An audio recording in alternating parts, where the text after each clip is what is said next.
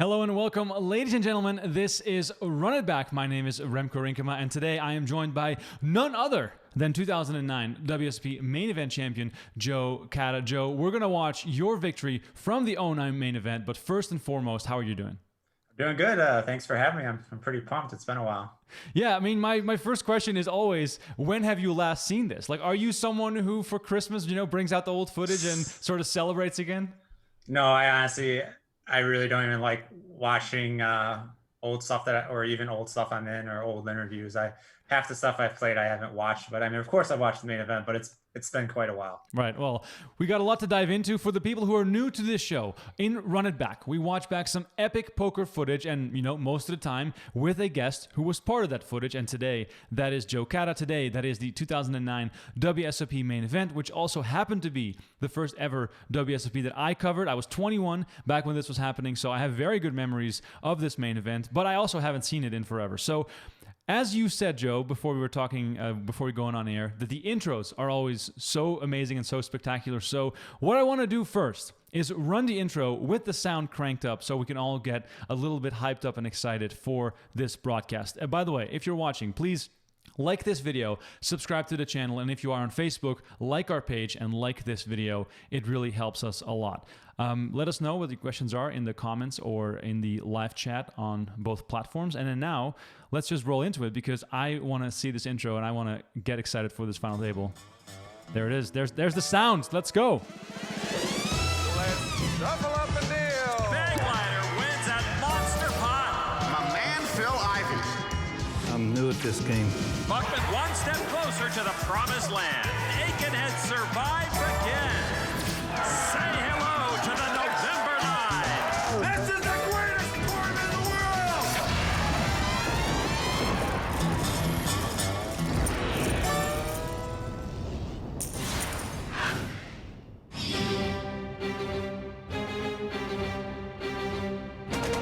There can be only one person who is better at what they do than anyone who has ever walked the earth.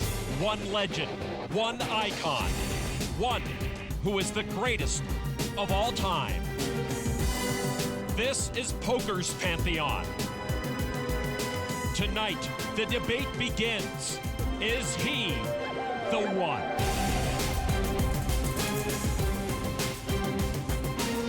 Phil Ivey, he's great at cash games, online, and tournaments. No one else can say that. No one. Imagine the world's best poker player winning the world's biggest tournament. That's just awesome. I never thought I would see a pro win this tournament again. So if Phil does it, he may be the best player of all time. At age 32, Phil Ivey has already won 7 bracelets. Now he has the chance to take down the big one, to capture $8.5 million, and to stake his claim that he is the best poker player who ever lived. This is the biggest moment of my career. You don't get too many opportunities like this. And if I play my game, I like my chances. Between Ivey and immortality stand 8 men, each hoping to etch his name into poker history, including a poker veteran making a return trip to the final table. I've been here before, now I want to win it all. A Wall Street executive looking for an unlikely payday.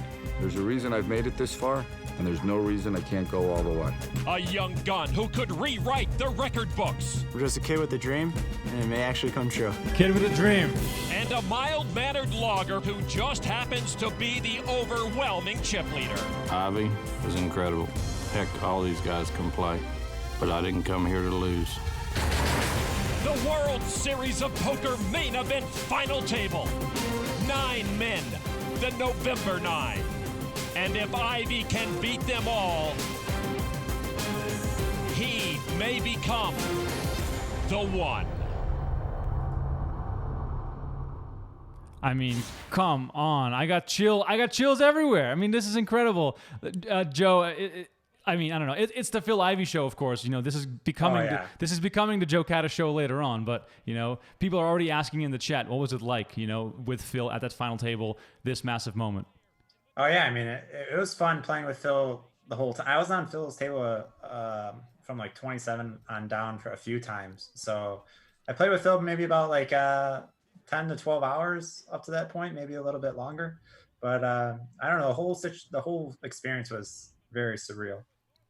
Yeah, and clearly having someone like Phil Ivey at the final table is going to bring out a big crowd, a lot more media attention, and a lot of big players in the stands as well. And just all in all, it's good for the whole experience to have a superstar there. And as you can see right now, you guys can see a lot of the big patched up pros there on the sidelines, and then there's a lot of names that we might have forgotten over the years, like Steve Begleiter is just one of those guys who snuck into that final table, and you don't really hear much from him anymore. But then from your perspective, let's start there, and we'll touch on Phil Ivey much more and all the other players at the final table. How did you make it to the final table? What was the road to get there? Because obviously you battled your way to get to heads up, but what was the road like before that final table? Honestly, the road to get to the final table was probably the smoothest road I've ever had in a tournament. It was just very lucky. Day one, I started off as the day 1C chip leader. And I'm never the type of guy to like put the pedal to the floor. I'm pretty, tight and conservative for the most part. I guess when I was 21, I was a lot more reckless than I am now. But just day one, all the chips fell in my lap a lot. Even I won one really big hand where a guy misread the board and there was one to the straight flush, and he put in probably like 1,000 bigs with the ace high flush on day one. So, I mean, there was 4 to the flush out there. So I ran really good on day one, and throughout the whole tournament, I was never all in at risk till the final table. So I was never had a chance to get knocked out till I got to the final table.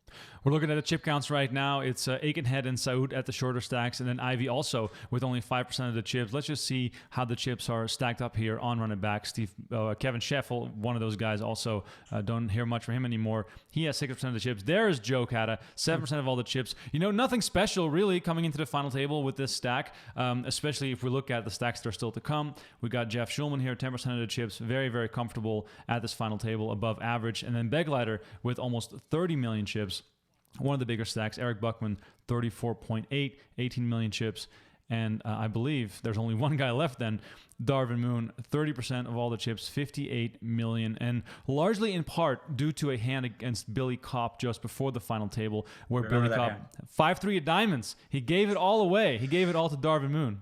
Oh man, yeah, that was a brutal hand to watch. I mean, that was a good hand for me in the tournament, but rewatching, that's a tough one. Exactly. When you see yourself at this final table in this footage here from these first couple of hands, what do you remember about the moment, the pressure, the adrenaline, and perhaps the hours before cards were in the air?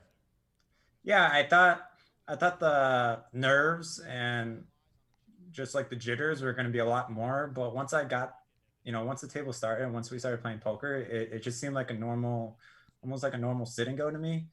And I try not to like ever look at poker in terms of money. I mean, I guess ICM matters and stack sizes, but I don't actually look at like what the dollar can buy or anything like that to make me any more nervous. And just like playing cards. It was a real smooth run going up there. I just remember I had a lot of dreams and nightmares, whether I took last place or first place. 3 months was a long 3 months. Yeah, exactly. And for the people who are very new to poker, this was during the November 9 era, when there was a 3-month break between making the final table and playing the final table. So obviously giving all the players plenty of chances to watch themselves, study, learn, improve, and all that good stuff. How did you tackle that long break? I just played a lot of poker still. I mean, I played a lot online. I mean, didn't do really much different. I was really confident at that time. I played a lot of hands online leading up to being 21, so I didn't get a coach. I had a good resume in MTTs, and I also played a lot of high stakes heads up cash. So I was really confident going to the final table, but it sucked because I knew a lot of people were going to get coaching and they were going to change up their style, and just the whole dynamic was going to change at the final table. Did you really notice that dynamic changing at the final table? And obviously the biggest thing to mention in reference to preparation or not preparing is Darvin Moon, who went back home to Louisiana and rocked up 3 months later to just crush everyone again without doing any sort of practice. So did you notice a difference in people's playing styles? Did you pick up on things that were different compared to playing against some of these players in the hours before? I think Schulman might have played the most different out of anyone. I don't think I noticed much change through anyone else. I think Schulman just opened a lot larger than he was opening before. So that of course, I know he got a coach from Phil, but One thing I did know about Shulman going to the final table was he was really tight in terms of like calling off a shove. I know you had noticed a hand at this final table where I think he rates folds nines on the button for like 17 big blinds. So I mean that will go into effect in the later footage on some of the like the small pair when I shoved on him, because I knew he was tight in calling, but he still opened a decent range. Right.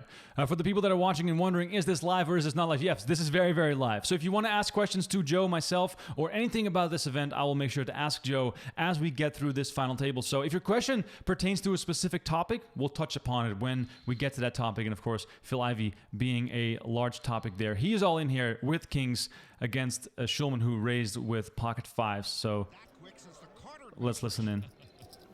Still action behind Phil. Well, with Shulman, maybe the tightest player here, raising from early position, the rest of the table knows Phil Ivey would not go all in without a monster hand. There it is. Big blind pocket 10. All right, big blind pocket tens, Joe. This was a huge moment here. You take quite a bit of time. Walk us through your thought process. Yeah, I mean, this is as close as it gets in terms of where I'm going to be calling off with. Ivey shoved, I think it was less than 20 big blinds. Right around 20 big blinds. So, I mean, he's going to be shoving, nines, eights, sevens. So obviously that makes up for him having jacks, queens, kings, and he's going to have two overs, majority of the time, since there's 16 ways to make, ace, king and ace, queen, and even ace, jack sometimes. But what ultimately went in my head was, I still have to worry about the early to act raiser. There's still a few people behind me. There's a lot of short stacks at the final table. So it was just way too marginal and close of a spot to be able to try to knock out Ivey there, even though that I knew he was capable of shoving something worse than tens. So it was actually a really close decision. Right. I mean, obviously, I think the factor of doubling up Ivey weighs a little bit heavier versus any other player there being all in if the chip positions were the same, right? Yeah. If I had maybe 40 million or 30 million or it would also be a lot different. But if I call off there, it's basically from my tournament, because I think I had 13 million. Ivey had 9 or 10 there. Right. Yeah. So obviously a massive, massive fold. You folded the pocket tens for the people who didn't catch that, and that would allow you to sit on those chips a fair bit longer. Ivey also was very tight at this final table. This might be a strange question, but did you notice Ivey feeling any pressure or adjusting his playing style to the more tighter side because of how big this moment was? Because that was sort of the idea that I had watching this. I didn't notice playing at the final table that, he might have been playing tighter. I mean, you just don't know, if he's getting dealt real bad cards or what's happening. I know from the footage leading up to that there was this one hand where I really thought he was making a play on me, where he 3-bet me, but I only had 10-7 of hearts, and it was a situation where I had no room to 4-bet. It was shove or flat call. And I really felt like he was making a play. When I saw the footage, he had 6-2 offsuit. So I knew Phil Ivey was, capable of getting real frisky when he saw good spots. And I thought he was going to play poker and, and take advantage of the situation. But I don't know. He was just kind of hindered with his stack size and the way the dynamic was. Were you happy he got eliminated, or were you thinking, I want all the glory and I want to beat him heads up? Heck no. You're so happy when anyone gets eliminated at the final table. You're like, pay jump, more money. These pay jumps are ridiculous. So, it doesn't matter who's all in. I mean, my best friend could be at the table. I might still be rooting for him to get knocked out. For the people who are watching this live right now on YouTube and Facebook, please let us know. Were you rooting for Phil Ivey, or did you have any other rooting interest? Everyone's rooting for Phil Ivey. A question coming in from Charlie, and I'm kind of curious. Joe, did you have any relationship with any of the players at the final table before this all happened? And has that been also something since where you maybe stayed in touch or stayed friends with some of the players? No, I didn't have any relationship with any of the players. I never really had a chance to talk to any of them, and even afterwards, I haven't been in touch with any of them really. So then, Darvin Moon, of course, you end up getting heads up with him, so we'll talk a lot more about him. Did you have a specific game plan for playing against someone as unpredictable and as fearless as Darvin was? I kind of just wanted to stick. I didn't want to change things too much, because I played so much heads up, and I had a heads up winning strategy where I'm like, okay, I'm just going to implement that and adjust on the fly. But playing heads up, I guess I wish I would have played a little bit smaller and slower against Darvin because he was inflating everything so big and making the decisions really difficult. But if anyone, I would say Aikenhead is the person I'm closest with now. I mean, I wouldn't say I'm close with Aikenhead, but we're like the most cordial and friendly when we see each other and talk a lot. And he's a grinder and I see him the most. A lot of these guys, I don't really see that often. Right. Yeah. And some of these guys only really come out for the World Series, and some of these guys I just, barely ever see anymore. Aikenhead was the short stack coming into the final table, so he's all in here with King Queen. Begleiter looking at pocket tens. Let's listen in. And here's cheering section on pins and needles. 2008 November Nighter Elon Schwartz has been advising Begleiter recently. Steve's dad and wife are here also. So now the second biggest stack, Eric Buckman. Looks down at Ace King. Buckman didn't get a coach and decided to play less poker during the break. He said practicing against strangers is not going to help me against these folks. Eric Buckman puts out a re-raise to 12.1 million, turning up the heat on Begleiter. And with Buckman's re-raise, Aikenhead has to know. Sorry, what did you say? So the funny thing is I can't tell you what happens this hand. Oh, I love that. Buckman's brother and parents watching this drama unfold. Action back to Begleiter now. Begleiter with the best hand, but is he willing to risk a chunk of his chips with pocket tens? He is not. He lays it down. So Aikenhead against Buckman, King Queen against Ace King. Buckman has Aikenhead dominated. Aikenhead is all in. Begleiter sees now he had. I'm assuming he loses, but I thought Aikenhead was around longer. But again, it was such a long final table where they condensed it all into 1 hour. So, there's a lot of hands that. Yeah, it's very true. I mean, the way these are condensed, it makes it sometimes hard to understand when what happened, because sometimes they show 5 hands in a row and then they skip an hour ahead. So we don't know when exactly this happened. But Aikenhead is all in here with the King Queen against the Ace King from Buckman, and probably like you said before, you're just happy to see someone get eliminated. Oh yeah. Turn card is a king that pairs both, and Aikenhead down to perhaps his last card. That king makes no difference to Aikenhead. He still needs a queen. Card here. No queen. I think he thought he had it locked up there with the king. Yeah, that was funny. That reminds me of a blonde moment. It reminds me of the. Let's see what this river is. Oh my gosh, it is the queen. I thought he won this one. There we go. Triples up. Well, no, I can still take 9. The nightmares. I mean, it's still possible. We haven't seen it. Oh yeah. We haven't seen it progress past. I know it. at the time I'm like, no, I hope the nightmares aren't true. I mean, the one moment it reminded me of was 2011 WSOP when Rob Salabuter yells, "You lost, bro!" When the guy when the guy thought he had doubled up or had knocked out Gail Bauman, who made the nuts in the river. That was really funny as well. All right, we're still 9-handed here in the 2009 WSOP Main Event. Joe, I'm really curious. At what point of your life did this moment come, as far as financially, as far as your poker career? Obviously, you were very, very young, so I can only imagine that this came at the start of a lot of things. Or was there already a large story to be told prior to this big event? Yeah, I mean, prior to this event, I was probably close to $1 million online in profit, maybe around 900K or something. I paid a lot in taxes. I had a house paid off in cash. I had a good amount in the bank, but I remember going to the World Series. I'm like, do I want to risk like 100 and some K on the World Series? And that's when I decided to get backed in tournaments. And because I had like probably 700K in profit online that I could show the backers. So I was doing really well. I had my whole house and car and everything and good amount of money in the bank. And so it wasn't, I don't know. I guess I was always financially stable at this point, leading up to the main event. So basically you are the anomaly as far as a 21-year-old playing poker. You were very, I guess, smart with money. You thought this through. You're like, I want to play all these events, but I don't want to risk my own bankroll. So then how do you agree on a price? Because clearly you don't technically need the money. So does that give you better negotiation power? Yes and no. I mean, most of the guys, it was kind of funny because there was a day in the World Series where we were out to dinner with Bax and like a bunch of his players. There's probably 8 or 9 of us. And I've only known Bax for like 2 weeks, and we were out to dinner. He's like, Joe better win a tournament soon because I'm getting killed, and I have the most faith in him because no one else can win. And I almost won a 1500 before this tournament. I played a chip lead pot with like 17 left against Elke. It was like blind versus blind, 5-bet all in. I had tens, and he had ace 10. The flat came 3 spades, and I had the 10 of spades. So I'm like, oh my God, I'm a chip leader with 17 left in the 1500. River came a red ace. And I was like, okay, I'm never winning a bracelet. That's standard Elke though. That's so standard. I've seen Elke do that time and time again. But do you feel more pressure when you're backed in this spot? Because clearly, you know, we know from this footage that you had a big rail, a big supporter section, you know, Cliff Josephy being one of your biggest fans, obviously. But is it different playing for a backer versus playing for yourself? I don't think so.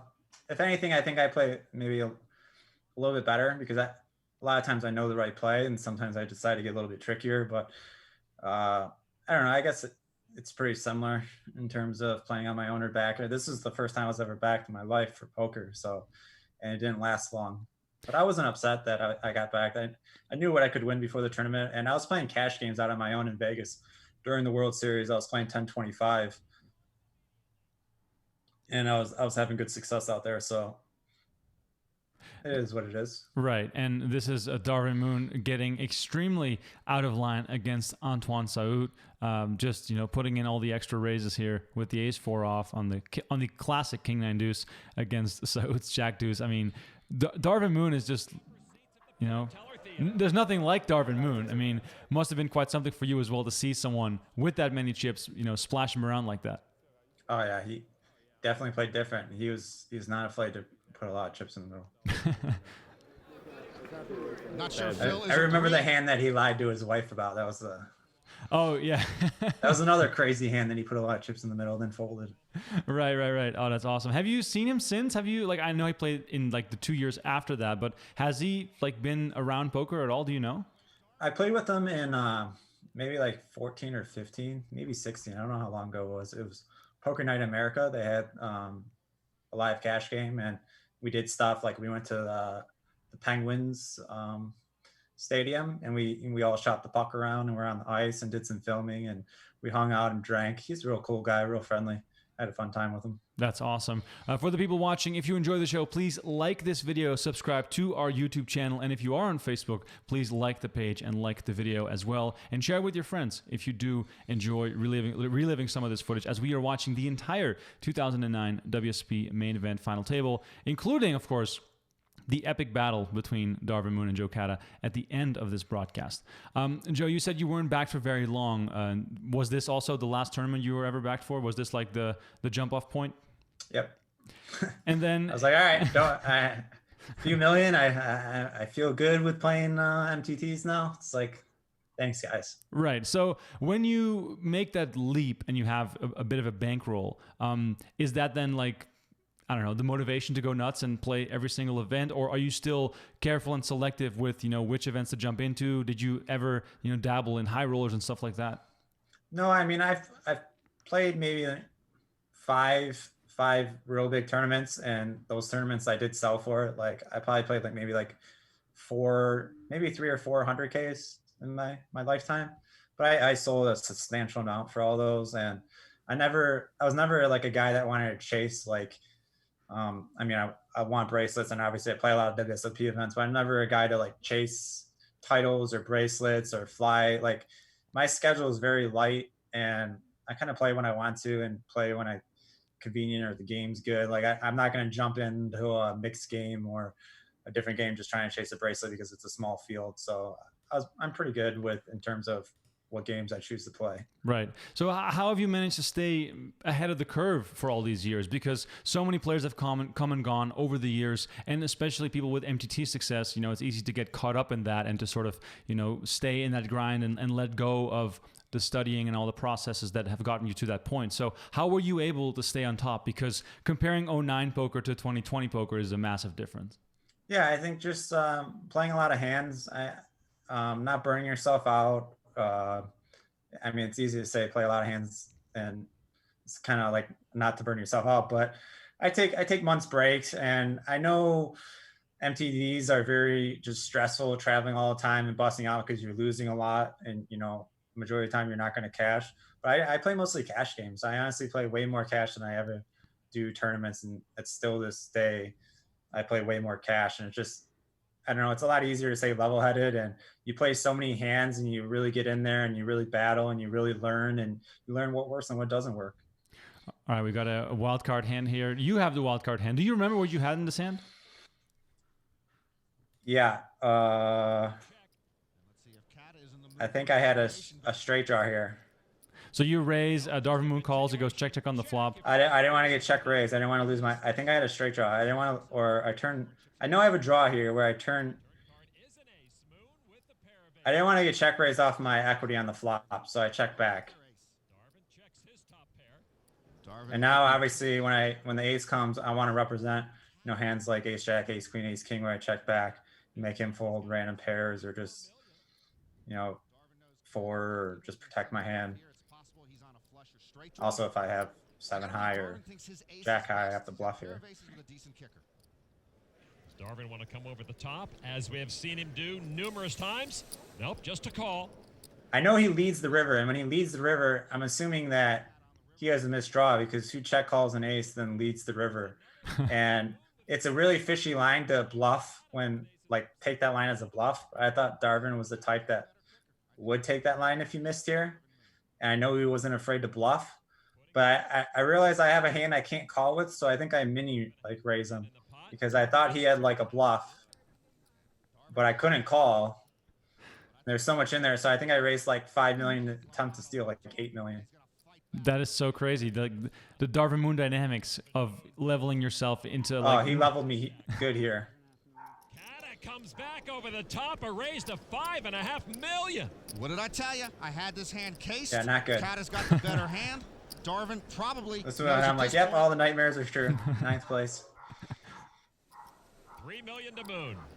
Darvin Moon ought to be careful right here. Trying to get a read on Joe Cada. Oh.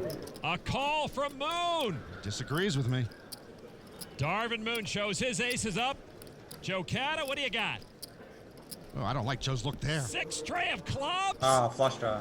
Well, yeah, okay, it wasn't a straight draw, it was a flush draw. Year. But I knew I had a draw that I couldn't. I didn't want to get check raised off of, and I had no equity to call. How deflating is it when you, I mean, every single person watching right now has played a cash game in a local casino with a guy like Darvin Moon, where no matter what you try, he has it when you bluff, and you know the other way around. You know he doesn't have it when you have the nuts. So you're just like, why didn't I bet the flop? And then you start thinking like, okay, if I bet the flop, is he gonna fold? I don't know. So I don't know. But this knocks you way down. So for your mindset perspective and those nightmares of finishing 9th, are you in a deep dark hole at this point? Yeah, I'm back to my, you know, push, fold, shove, call. Like, not many playing most hands post flop anymore. So it's down to playing tight. Hopefully I can find a double, and hopefully I get some people to get knocked out before me. I know there was 2 hands at this final table where I think I really misplayed pretty bad. And the funny thing is, it's none of the hands anyone has ever talked about, like, to this day. Like, I always get crap about the small pairs, but I mean, I think the small pairs were fine still. And you guys, I guess, will see the hands I misplay pretty bad in my eyes. U.S. Senior Amateur. I call. Schaffel makes the call with his 9s. Aikenhead once again at risk. He survived once before. Begleiter gives up his button. See, Buckman's in the small blind.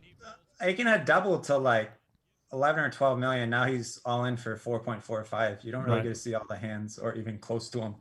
So I remember this final table didn't do me any justice in terms of hand selection that they decided to show, but I realize it's TV, and you know, they build a story, and it's all about stories. So I was the luck box, as I mean, rightfully so, hitting 2 2-outers, but that's kind of what they continue to portray through the whole final table. Right. So I mean, it's funny you say that, because we got someone on Facebook already, you know, saying like, how does it feel to lockbox your way into a main event bracelet? Does it or did it ever bother you that people portrayed you like that? Because obviously, you know, in the years after, to the haters, you've proven time and time again that you know, aren't just some one-day fly. But in the moment, as a young kid, did it bother you at all that people thought you were just lucky winning this? I didn't care. I mean, I know it comes with the territory. Obviously, I mean, I did get lucky. I would call myself a luck box to winning it. But I mean, I didn't think it was fair that everyone thought I was like a bad player or like, you have to get lucky to win this in general. Like, I don't care how good you are, you got to get lucky. So, but I had so much, it was funny. I was looked at like a worse player after winning the main event than like before winning the main event. Right. And I remember after I was playing online a lot, like 25, 50, 50, 100, 100, 200, like cash games. And I didn't get much action. Like a lot of people came and sat me right away. And then after they realized I could play heads up, it was like, I didn't get much action after that. That's pretty funny. So correct me if I'm wrong, but I think you were with PokerStars for quite a few years after that. Do you think that helped you, being a sponsored team pro, being the main event champ, and then, people just want to play you because they think, there must be something there that they can get an edge on? Yeah, I mean, yes and no, but you get a lot of good players that take shots at you too. So you're getting some action that, obviously, before when I'm sitting heads up at 4 tables, a lot of people know you're a regular and they're choosing not to sit you, and you get a lot of the fish that sit you. But I was never the guy to like back away from like a battle. So, but I sat, and then I got a lot of battles because a lot of regulars, a lot of good players wanted to play me. And, it's not like I wiped the floor with everyone. It was, we went back and forth, and just a lot of times, games didn't end up happening. I know I dabbled in some games I probably shouldn't have. I know I played some high stakes Omaha against Galfon. You wiped the floor with me, obviously, clearly. But Hold'em, I was always very sound at. All right, big showdown here. Oh yeah. Kings and aces. Every year. Every final table, there's always the Kings aces. Mark H.M. McLaughlin against Jay Farber. This one, there's probably plenty. Buckman looking for the knockout. Schaffel can still make a straight with a 10, or he needs an ace. Otherwise, he will be gone. Schaffel understands just how thin he's drawing. The turn card. Oh, another king! And the quads for Buckman. Knockout. Just quads at the main event final table. No big deal. Eric Buckman going bananas with his friends and his rail, while Kevin Schaffel departs from the final table. Another pay jump for Joe Cada, raking in the pay jumps. Always a good sign. What's the biggest shot you've ever taken? Was that post main event some high stakes PLO against Galfon, or was there another story or maybe some crazy live game you ended up in? That was probably the biggest game I mean, I played some big live games, but that was probably the biggest game I played online. It was 200, 400 PLO. I lost like 2 buy-ins, but again, it's like I took a shot, and I was never going to go crazy trying to, thinking I was better than my opponents or anything like that. So I always felt like if I was going to play that high, I need to work up there and get there. And when I lost there, I mean, it was obviously from funds that I was already doing well in online. So that in particular day hurt, but it was back to rebuilding and, trying to move back up. But I never obviously went back up to that high in PLO. Right. Were there ever any years where you had to reset and regroup and move down stakes? Or because from the way you're talking about it now, it seems like your career was just all smooth sailing. There was, and I remember when I was 19 on UB, it was party poker was very smooth. I played a lot of 2-4, grinded out probably 80 to 100K in profit. And then I played 10-20 on party poker, was doing well. Then party poker shut down to U.S. customers. And I remember when I was 18, I switched to UB. I was finally able to play on my own name because I was using my mom's name on party poker. And I put $600 on UB. And in like 2.5 months, I ran up to like 400 some K. But then there was one time where I got up to 50-100 heads up, and I lost like 150K in a week. And I cashed all like 300K out, and I went back to 510. And I'm like, I can't mentally like rebound from this. I knew I was going to keep chasing, that I lost that 150K. So I just cashed everything out and went back to 510 and 1020. But I did find out that I probably did get super used on some of those losses, because one day I signed in, I had extra 55K that I was refunded on UB. Wow. So I did think I got super used, but that definitely hurt my confidence and hurt me from progressing, or staying at those stakes. So I went back to 510 and 1020, and that's where I remained at for a while.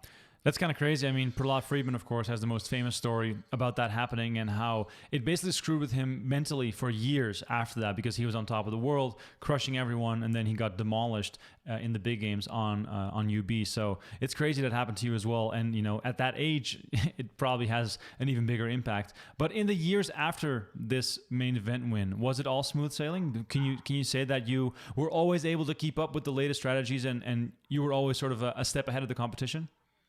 It's funny because I actually think I'm much better than I am now than I was before. But in terms of competition, I think I was better then than I am now. Right. Because when I was 21, I don't think I ever got off the computer. Like I was just always playing, always grinding. And I was comfortable playing anyone. But now I don't put in those same hours. I do play a lot, but it's more like I just play 10, 20 and just grind and some 5-10 sometimes. And I don't know. I've never really had like a real bad downswing or anything that made me want to quit, or I don't know. It's been pretty smooth most of my poker career, to be honest. So then, what's the magic sauce here? What makes Joe Cada such a good, stable, successful pro? Like, are there certain ingredients in your playing style, your personality, the way you study? Like, is there anything you can point towards? Like, oh yeah, that's what makes me a good player. I think, I don't know. I guess what really got me into poker is just like video games, and I was always really a top gamer, to be honest. And what I think makes me good is repetition, learning like mistakes and correcting those small mistakes and realizing what works. And when I lose a hand or when a bluff doesn't work, I just constantly obsess about that hand and think about that hand. And again, it's like you got to really be obsessive compulsive about it and try to realize where you're making mistakes and where you can do better. And obviously I listen to other people. I watch the biggest tournaments, and I still watch some videos and see other people's mindset, and I'm trying to always still learn and learn from the computer and these programs that we have access to. So there's a lot of learning tools, but I guess just got to be really like obsessed with it, honestly. Right, and I feel like that sort of applies to a lot of professions in the world. If you are obsessed about something and you're practicing really hard, you can accomplish a lot. All right, Phil Ivey's in the mix. Let's listen in. Yeah, this is one of those hands. Raises the button and folds to 16 big blind shove or something. What are the blinds here? Let's see. The Humphreys are concerned. Back in the day, we did not have the blinds on the screen, so it makes it a little bit harder. I'm pretty sure it's between 50 and 20 bigs. I think it's 2040 right now, so it might be like 17 and a half bigs. But it's buttoned to big blind. This should be a snap call. Right.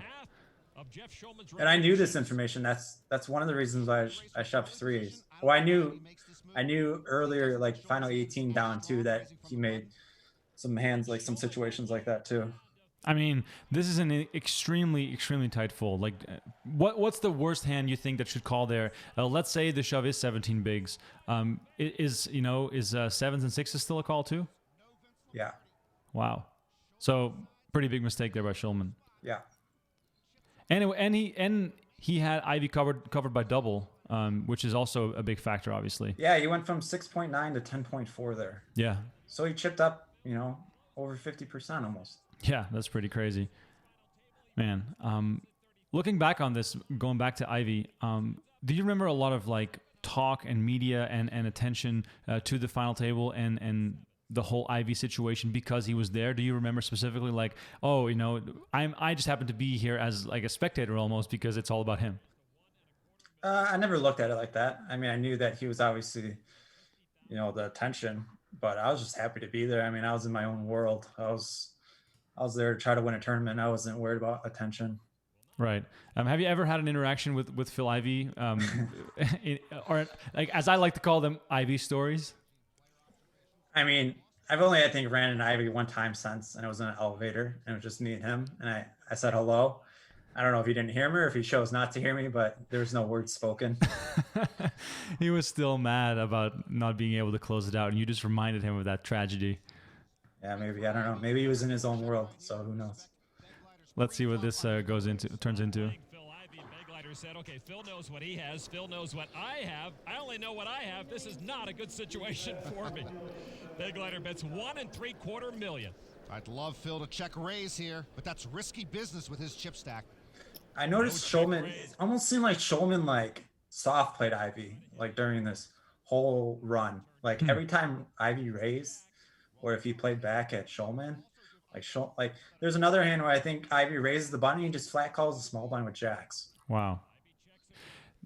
Suspicious or just like, I don't know. I don't know if he was just scared of him or if it was the Ivey like persona or what the deal was. That's kind of didn't want to interesting. go after a buddy. Like didn't want to go after old school. It was kind of like old school versus young school. I honestly, it was funny. I ran into Shulman one time, and I always tell the story, but he goes, "Just let you know, you ruined my life." And I go, "What?" And he goes, "No, I'm just messing with you." He like had me going, but it was funny. He's a funny guy. Oh, that is quite funny. And he, of course, had made the main event final table before. Yeah, didn't his dad win like the Europe one too? He did. Yeah, that was a big one too in London at the Empire Casino. Let's see if the amateur can sniff it out. Phil told us much of his success comes because he has a good feel for what people are thinking. Beglider sees a lot of overcards out there, and Phil Ivey betting into him, and Beglider lays down the best hand. Is it weird? I find myself rooting for Ivey, even though I already know what's going to happen. That is so weird. All right, for the people in the chat who are watching this on YouTube and Facebook, please keep sending in the questions. When they fit into the narrative, I will make sure to ask them at the right time. Getting a few questions for you, Joe, about the mental game. How do you stay focused mentally? How do you deal with the ups and downs of the game, not only day to day, but also during an event or during a session? How do you stay sharp?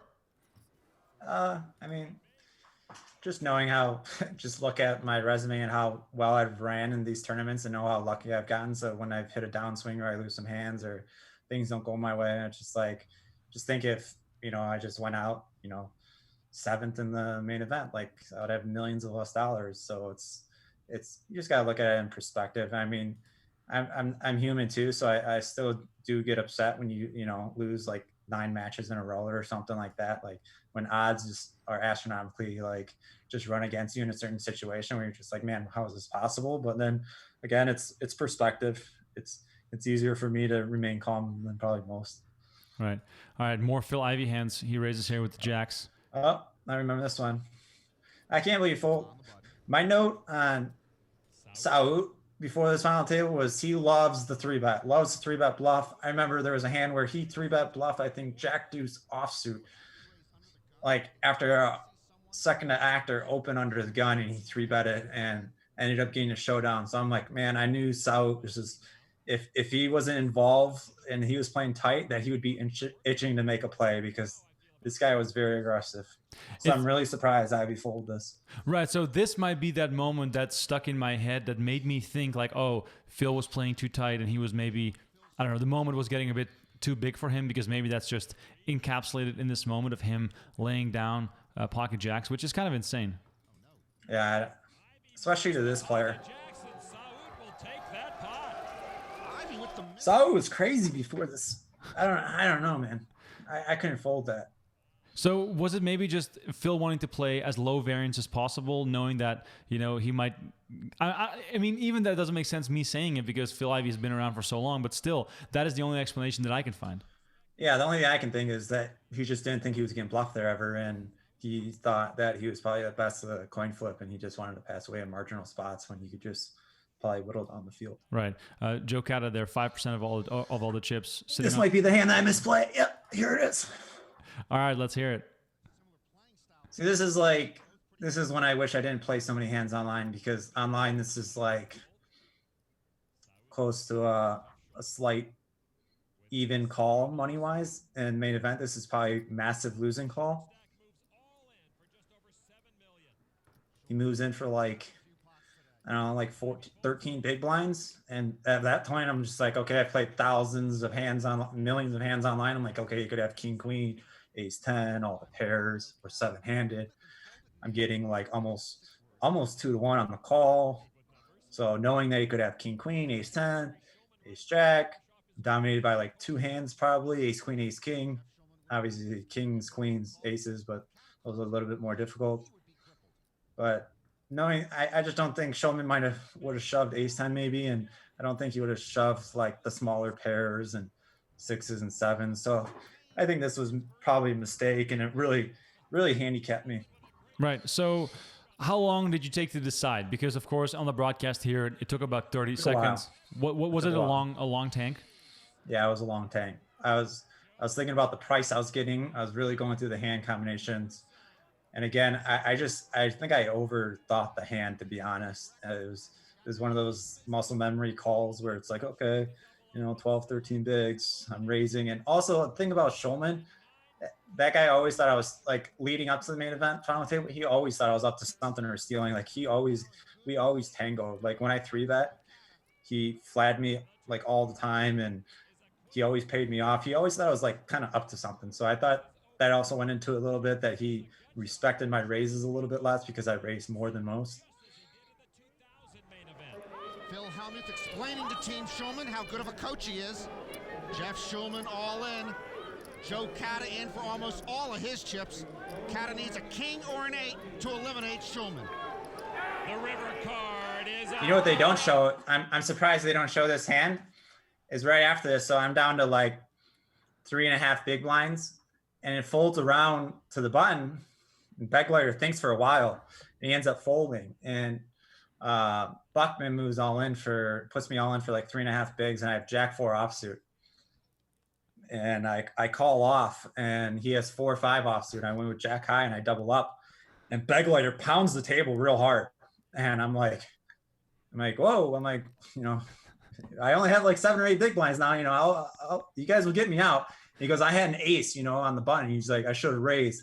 I go, why didn't you raise? Like, I only had like 3 big blinds. And he goes, I thought he was going to re-raise me in the small blind. I'm like, man, that's a pretty big pay jump for him, just to try to force you out just so he can. I didn't say that part, but I was just thinking that in my head. So I was just like, all right, a little free roll. Maybe I can spin it up. Wow, you owe someone dinner. Yeah. So if he just raised that ace from the button, I'm in 7th place. That's insane. I mean, just think of the butterfly effect of a poker tournament final table. How insane that is. That's just crazy to think about. Oh my God! Like, you're down to 3.5 big blinds. You double up. We don't see that. So and then I also ship a few times too. So and then see, as you can see at that highlight, I was down to 2 million, and here I'm gonna probably have like 5 or 6 million. Right. I mean, that's just so bizarre. I think I might have 6 million here. I shot for like 12 bigs, I think. I knew Ivey could be stealing in the cutoff or hijack, and this puts a lot of pressure on his stack because he doesn't have a ton of chips. And honestly, I'm surprised. This is a close decision, what they say here. Ivey wondering if Cada has a big pair or a better ace. These final table moments becoming more dramatic with every passing hand. Ivey getting almost 2-1 on a call here. It might be time for him to gamble. Phil commits the chips. A crossroads moment for Ivey and Cada. They didn't show my double up. There we go. All in and at risk. Again, after that Jack 4 hand that we missed, but still huge moment. Yeah. At this point, when you're all in with 4s, is it more sort of like, whatever happens? Are you pumped full of adrenaline? Are you defeated still because you're thinking of the ace jack hand? Like, how do you feel? Well, I know at this point, I'm like, if I win this hand, I'm right back where I'm at after being down to that many big blinds. If I just win this hand, I'm right back to where I was at. Like, I have 12 million. I started the final table with 13. Right. And throughout this final table, were you also receiving coaching and advice and hands from your rail, or was it not that sort of atmosphere? They didn't have any live footage back then, I don't think. So there was no live, like there was no hand, like no one knew what was going on. Right. I don't think anyone knew the hands. Do you think that's better? For you guys at the table, there's one less thing to worry about. I like how they do it now, just because one, I thought that was too long of a wait, like 3 months. And if you keep doing that every single year, I'm sure something's bound to happen to one of the 9 guys when you give 9 gamblers $1 million and give them a 3 months break. Like, so, I mean, I think I like how they do it now. And also it's cool getting to see all the hands. Like it's more, I wish all my hands were shown. Maybe this way I get a little bit more credit because there are some really good hands that I thought I played, but obviously we're not going to make the cut. Right. But, I mean, this final table, I think took like 21 hours to finish. And you played it all through in one go? 2 or 3 goes, I think. We played I think we had 2 or 3 goes. We played the final 3 and then heads up. Wow, that's kind of insane. But yeah, like these final tables are always super long, and you have so much context now because you made the main event final table as well in 2018, which is insane because that's the biggest tournament of the year, and you did it twice, finishing 1st and 5th. Maybe a bit of a strange question, but do you more often think back feeling happy about the win, or do you more often think back and feel shitty about finishing 5th? Oh, I don't have any any bad blood about. I didn't even feel upset after I got knocked out fifth, to be honest. Honestly, I had no bad emotions at all about fifth. I'm still not sad about fifth. I felt that the 2018 run was completely opposite of this year's or this run, because this run was smooth sail. In 2018, I was like short stacked the entire tournament, and it was just completely different. So like getting fifth was a miracle in my eyes. That's so interesting, because when I was there, when you finished fifth in 2018, it's the energy. It felt as though all you were thinking of, like, I so close again. How did I get eliminated? Because you were for a period there at the final table very much in control, even though you were never the dominant chip leader or anything like that. You did seem in control. Yeah, I felt real comfortable. I mean, obviously, the way everything was playing out, and just for how long I've been playing again, I felt comfortable at the final table. It was just one of those spots that at 2018, I didn't think I could avoid 10 spots, knowing how Miles played a lot of his hands and how he played them against me. And I thought he was going to be 3-betting ace jack, king queen, ace suited hands. So it was a spot where you're 5-handed, and I think I was out of position. So against those hands that I think he's 3-betting with me, I just wanted to take my equity and just shove it in there. So none of the hands I really felt too bad about. So if I don't think I made a big mistake, if I took fifth making a big mistake, then I would have like real bad feelings about it and be upset with myself. But knowing that I played well and there's not much else I could do, it was what it was. Right. Harrison is asking on YouTube. He says he's wondering how much your play has changed between this final table and the next one you made. Like, how do you notice my open's so much tighter now? I open so much tighter now. I got attacked so much afterwards. Like, I was playing, I think, poorly based on my image after my win. I felt like everyone was coming after me. I was always getting 3-bet, and then once I noticed, I just tightened up and played much better hands, and put people in bad spots by putting more chips in against a tight opener. Things started changing, and I started capitalizing on my image. And instead of like starting off like loose and turning tight, I started off tight and then would make my big bluffs and open up like later when I felt confident that everyone thought I was a pretty tight player. As you could see that one hand against Linsky when I bluffed 3 barrels with ace high, it's like I could get the credit at that time because I played so tight. Right. It's so interesting though that like tight play, even if, the saying goes, tight is right, but it does really feel as though tight is indeed the right approach in many cases. Yeah, I mean, it all depends. That's the great thing about poker is like the best way to play poker is to constantly adjust to who you're playing. And if you're able to keep jabbing, throwing these jabs, and people just keep folding, then obviously it's better to open a lot of hands, open small, and keep stealing. But if you're getting played back at all the time, then obviously that approach isn't going to work. So it all depends at what table is, but majority of the time I'm a lot tighter. I think everyone's a little bit more aggressive now. For the people that are watching this right now, if you are on YouTube, please like this video, subscribe to the channel, and share this with all your friends. If you are on Facebook, please like our page, like the video, and also share it with your friends. It really means a lot. Run It Back is a show that airs live twice a week on Tuesday at 1 p.m. Eastern and on Thursday at 8 p.m. Eastern time. And I have the biggest names in the game on the show to rewatch some of the most epic moments. And if you've missed any of the shows, please go back and watch them. I've had Chris Moneymaker, Greg Raymond, Joe Hashem, Greg Merson, and a whole slew of main event champions on this show in the last couple of weeks. So please make sure to dive in for all of those. We still have some Ivey action to come here. Ace King, let's listen in. Let's see how the rest of this final table reacts. Folded to Shulman. He lays it down now to Darvin Moon in the big blind. He has an ace. Ace Queen. Darvin takes a big swallow. He looks more nervous than Ivey, who has all his chips in the middle. Well, Phil needs a double up, so I don't think he'd mind hearing Ace Queen come on in. A call. A call from Darvin Moon to put Phil at risk, but Ivey with the better hand and a chance to double through one of the big stacks. This is a good moment. Not for the poker world, but for myself. And what Darvin Moon says here is also really good. Certainly behind Phil Ivey here. Lucky apple. Darvin's Darvin's family hoping that it's a rotten apple. Nice hand, Phil. Darvin has always said Right? these guys can Good hand. Is that what he says? So with all Good the hand. chips in pre-flop, that might be his best chance against the likes of Phil Ivey. Even if Ivey doubles up, he would still be one of the short stacks, but it would be a move in the right direction. Top poker pros hoping one of their own can hang on. We're all cheering for a king. Well, we know Phil is cheering for a king, and I can only assume Darvin is looking for a queen.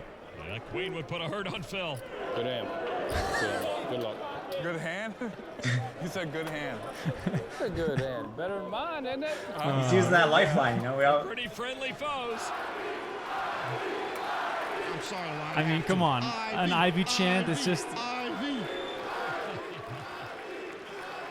right, Ivey at risk with his ace-king against the ace-queen of Darvin Moon. This entire thing. The other best part of this feeling is like, I immediately realized I laddered another spot having 2 big or like 3 big blinds. I'm like, okay, I'm not in 7th. Like I already ripped myself off for 7th. So it was like, boom, more money. Sends a dagger through the hopes of Phil Ivey. My goodness. We're going to need a medic to the broadcast booth. Not many are celebrating that queen, but the Moons certainly are. How do they put in right? Like the mouth just read my mind. In 2003, everyman Chris Moneymaker took out Ivey with ace-queen. Now, 6 years later, another everyman, Darvin Moon, is poised to take out Ivey with ace-queen again. All right, the turn card now. Ivey needing help. The tray of clubs is no help. Close. He still has a sense of humor. Phil possibly in the middle of his main event demise. He takes it matter-of-factly. Rightfully so. He's so tilted. Oh yeah, I mean, he used the flip against me and then this bad one. You probably felt how soft that table was. Right. Ivey needs a king and a king only, or his 2009 main event is over. River card is a 5, and that will do it. Phil Ivey eliminated in 7th place from this 2009 main event. Darvin slays. Oh yeah, the Jacks hand wasn't at the final table. There was, I think it was leading up to the final table, like the final 18 or final 27, where Shulman fired Jacks in the small line against them. Right. And in this case, Blank on the River on YouTube, for the people who think that this is not live, I'm seeing this comment right now. He says, that queen sucked the air out of the room. Did it feel the same for you, Joe? Or are you not aware in this moment of what goes on around you? Yeah, I'm not really aware of what's going on around me. I'm just so happy that, you know, obviously I laddered another spot. And right now I'm the short stack again. Right. Another question from YouTube as well is, do you remember all the moments where you got really lucky from this final table? Or, I mean, and I'm adding this to it myself, or do you remember this whole final table sort of as like one long movie? I remember most of the hands. I remember almost all the hands they show on TV. I mean, there's a few that obviously at the beginning I didn't quite remember, but I remember all the hands I got lucky and all the hands I gained all my chips, at least on TV. Right. And then tying into the difference between this final table and the one in 2018, the crowd is mentioned in the chat quite a few times as well, and how big the crowd was and how loud it was in the theater. It's, of course, very different when you're doing it in the Amazon room, a much smaller crowd. It was a loud crowd, but it was a smaller crowd. Does that affect things at all? Do you think that certain players, maybe the more inexperienced ones, maybe get overwhelmed a bit more when the stage is bigger like it is here on this show? I don't know, maybe. To be honest, I didn't even know the crowd existed. I couldn't hear the crowd at all when I was at this final table. I was honestly like in my own world. But it's also because everyone had like 3 months to get plane tickets and schedule a flight and get everything going, and they had in this giant, you know, Penn and Teller theater. So, you know, it was really big then. Now it's you know, you got 2 days and everyone's scrambling. You don't know if you're going to make the final table. I remember.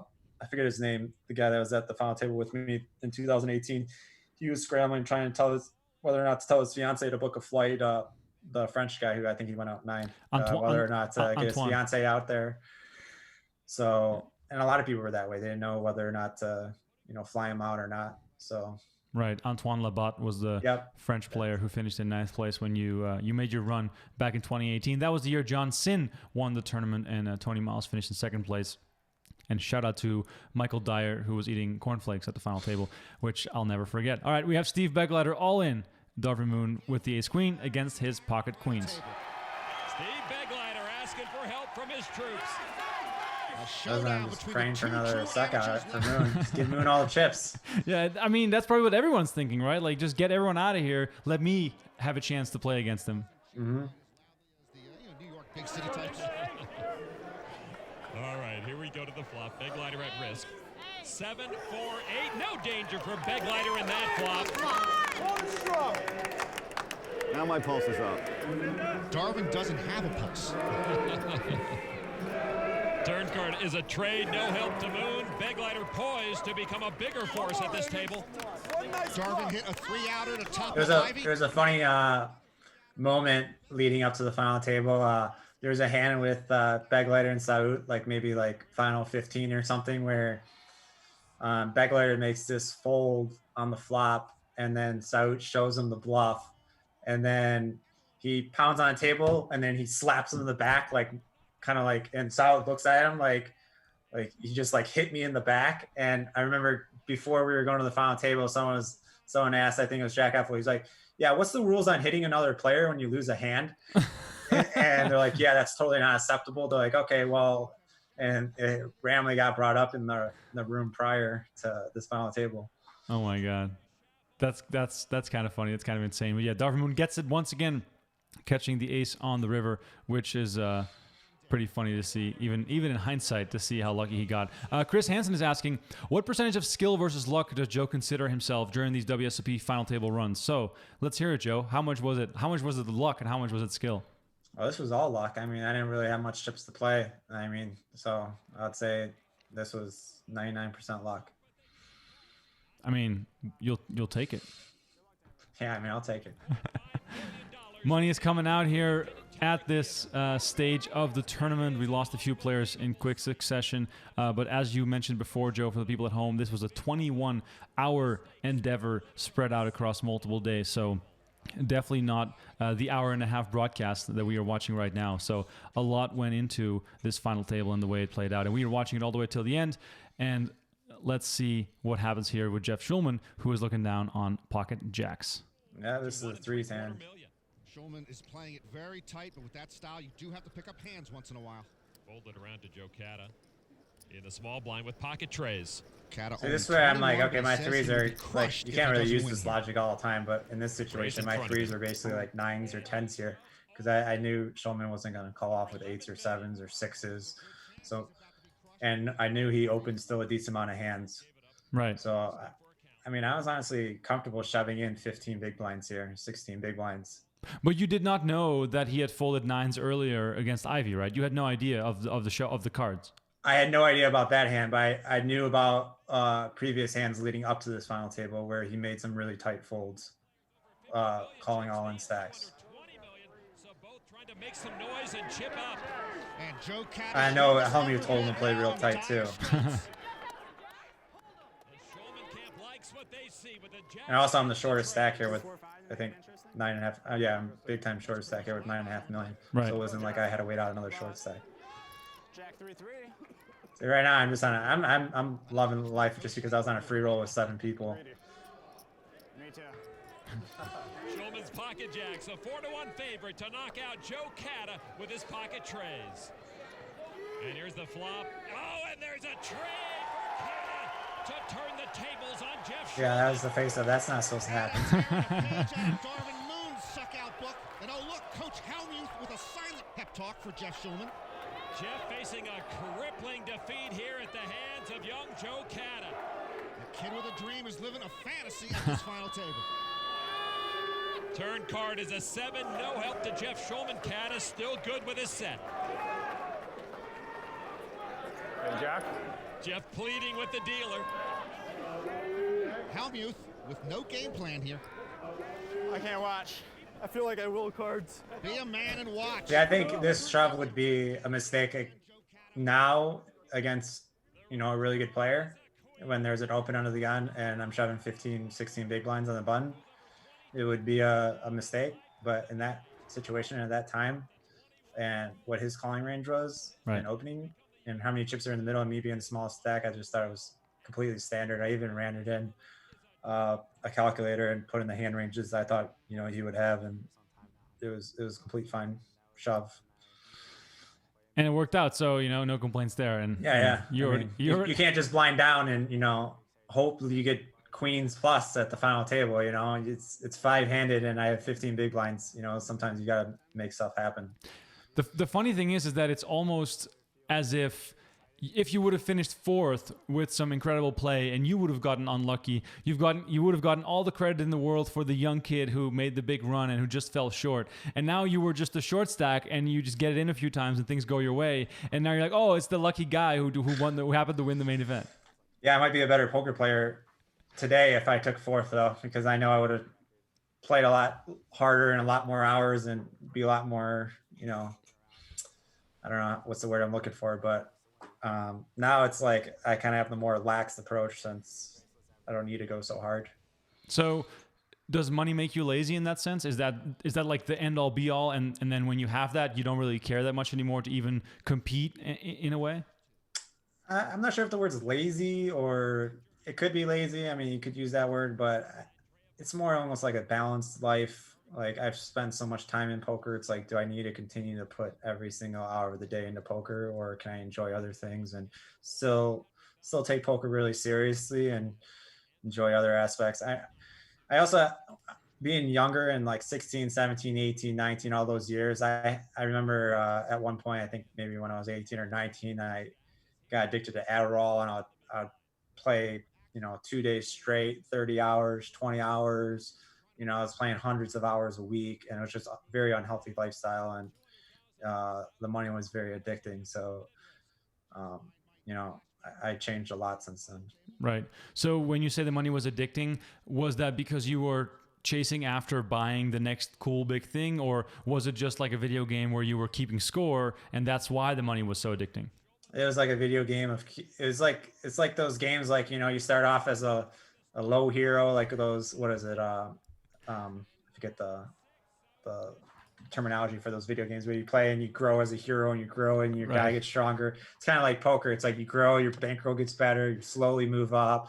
And I don't know, it was just playing and just winning and knowing that I was successful and I was good at it, and it could translate into, buying things. I wasn't a big spender. I mean, my biggest purchase was a house. I love to go out and have fun.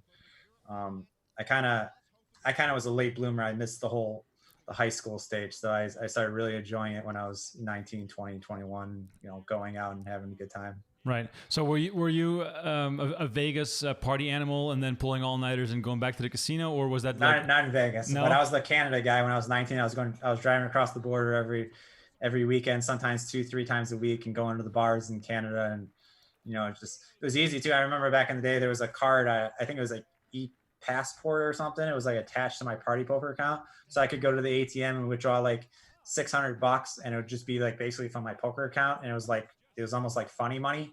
So it was like way too easy to spend. And I'll be like, tell all my friends, like, all right, bar tabs on me. You guys just got to come with me, So I don't know. It's just, and high school, I was just so quiet. I didn't do anything besides play poker. So I kind of lived it up when I was 18 to 21.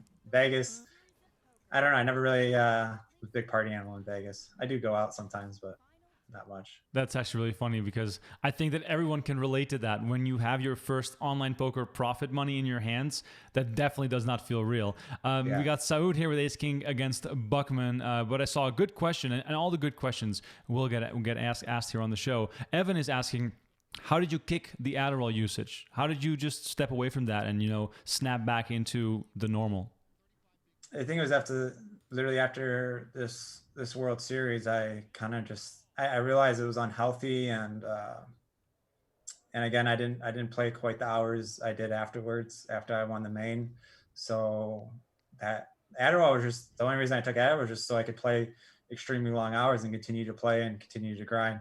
But it slowed down a lot, and I was traveling, doing interviews, playing more live, and I would never travel with drugs ever or anything like that. So it was more of like, a Michigan stay at home, grind online. But after the World Series, I started traveling a little bit more, doing Poker Stars things, interviews. So it it got me away from that. Right. So is it a thing among main event final table players to take a little bit of extra just to get you through these hours? Because I can only imagine that the come down is really hard at the same time. You know, if you have to play again the next day, getting even a few hours of sleep when you take Adderall is going to be pretty hard.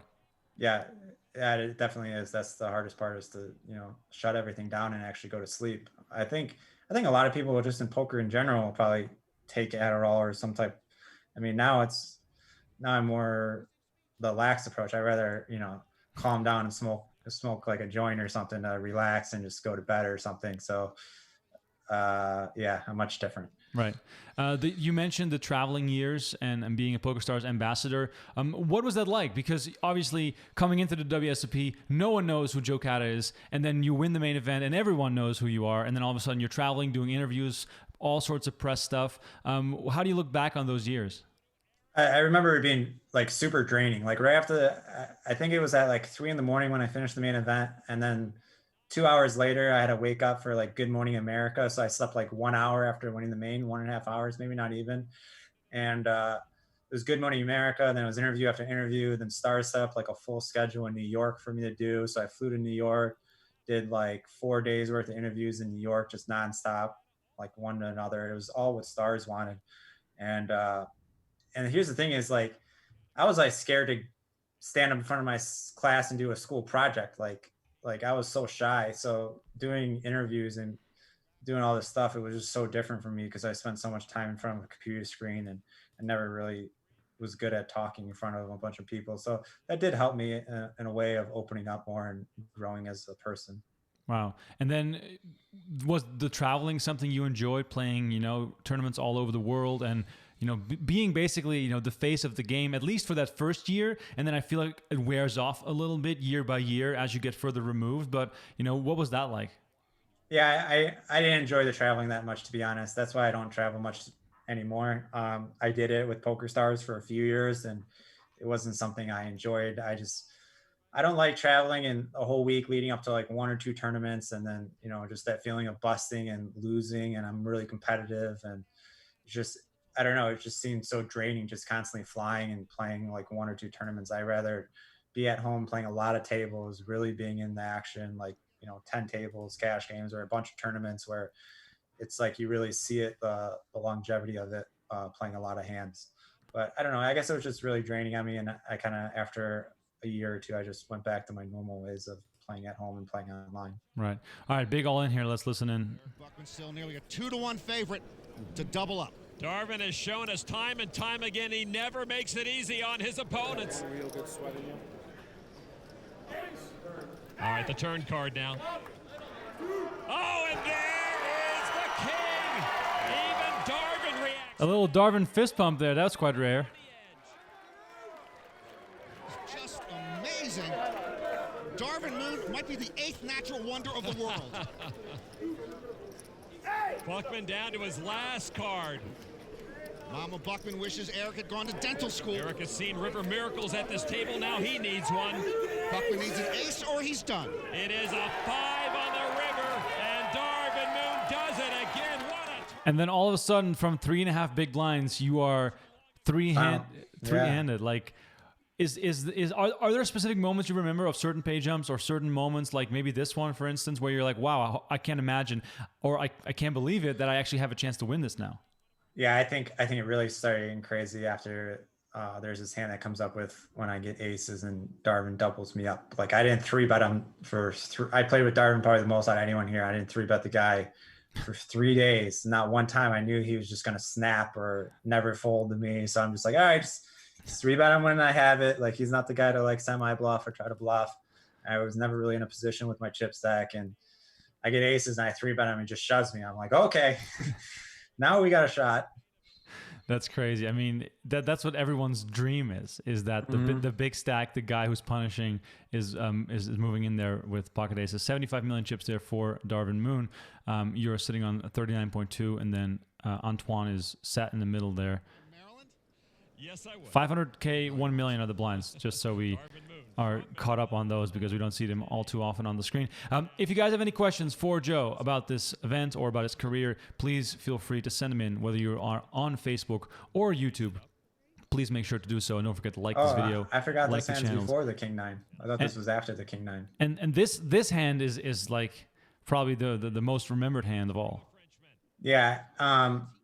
Honestly, blind versus blind and knowing Saud's image again, like I knew he was like 3-bet happy and he had a lot of chips at this point. I think he was the chip leader here. I think he was. It was close, but it was close. Yeah. And I just knew he was gonna put a lot of pressure on me here. I was thinking about limp shoving or raise, and then if he 3-bets me because I knew he was gonna 3-bet a ton, then shove. I remember him tanking a while about this decision, which was extremely weird. Like he calls a lot quicker here, but I remember him tanked like a decent amount with this hand, which I almost felt like I got slow rolled, but I understand it's the main. Right. So you had 4s all in, you had 3s all in, and now you have deuces all in. It's all the small pairs. It's quite the lineup. Again, though, pairs and hold'em when you're playing short-handed and short stacks, it's hard to play pairs unless you really play them all in those situations when you're playing short-handed poker with short stacks. Deuces blind versus blind, I think it was like maybe like 36, 38 blinds. It's a lot of blinds. That was the first time I really showed emotion ever. Like I normally not got to show a lot of emotion, but that was just unreal. So who are these people surrounding you there on the rail? Your closest friends, or poker friends? What's the situation? Yeah, a lot of family, a lot of close poker friends. In dominating positions, he's a tray on the turn. He keeps the lead. It seems like Joe Cada should be 100 miles away now with no chips. He keeps coming back, and now he's about to become the chip leader. Like playing like 36 big blinds, 38 big blinds, like limp shoving, like I'm not really making enough doing that play chips. So that's absolutely why Open thought he was going to 3-bet me a ton, to be honest. There's just my mindset before the hand even started, like knowing that he 3-bet a lot, and I was expecting to get 3-bet, but maybe it was a bad mindset to have.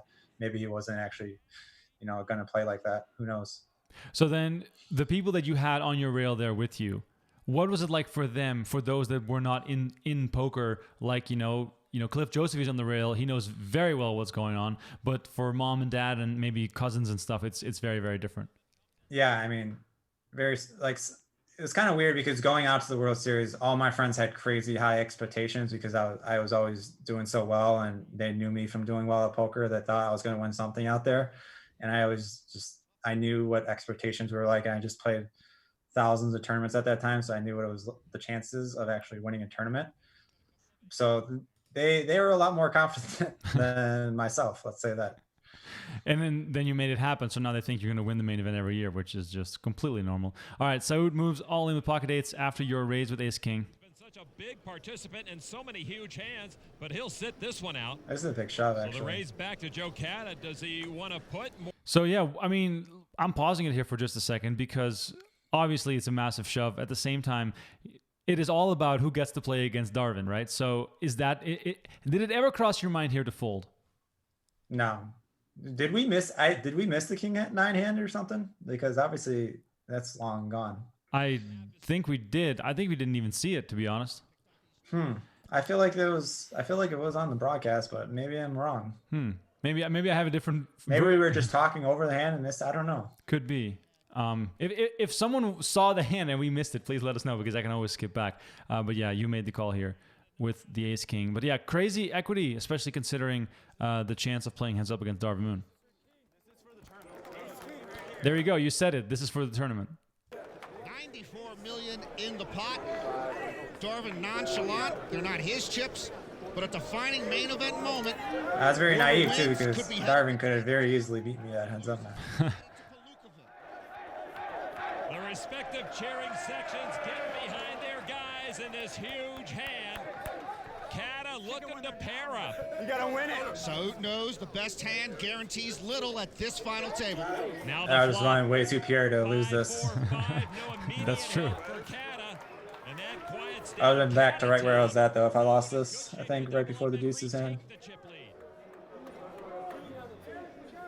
Saud hoping it stays clean on the turn in the river, and he will have his chip lead back. Turn card is a 10. The pocket eights are still. It's another hand I really think I misplayed. Is a heads up hand that we'll see. I mean, it's also much better to hit this hit this on the river than on the turn, of course. Oh, yeah. Both these players hinges on this river card. Darvin doesn't look like a guy one card from heads up.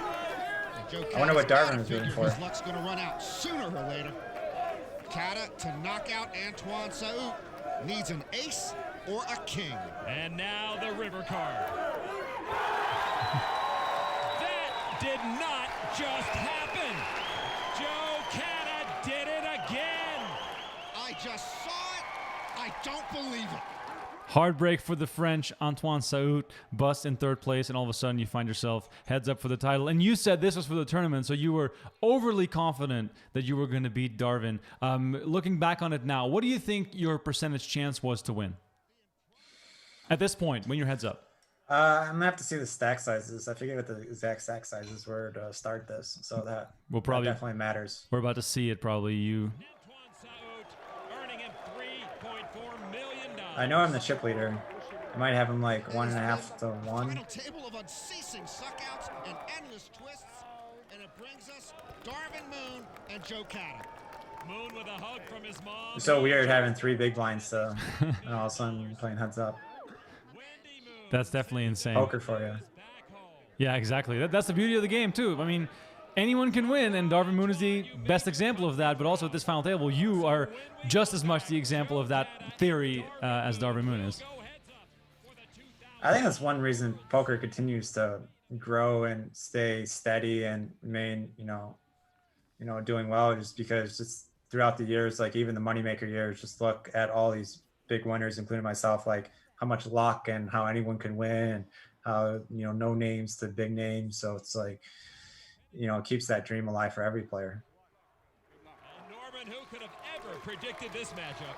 It would have been a treat to see my man Phil Ivey go heads up, but to have 21-year-old Joe Cada chasing poker history against the improbable, unimaginable Darvin Moon is just Look at him. Look at him. What a legend.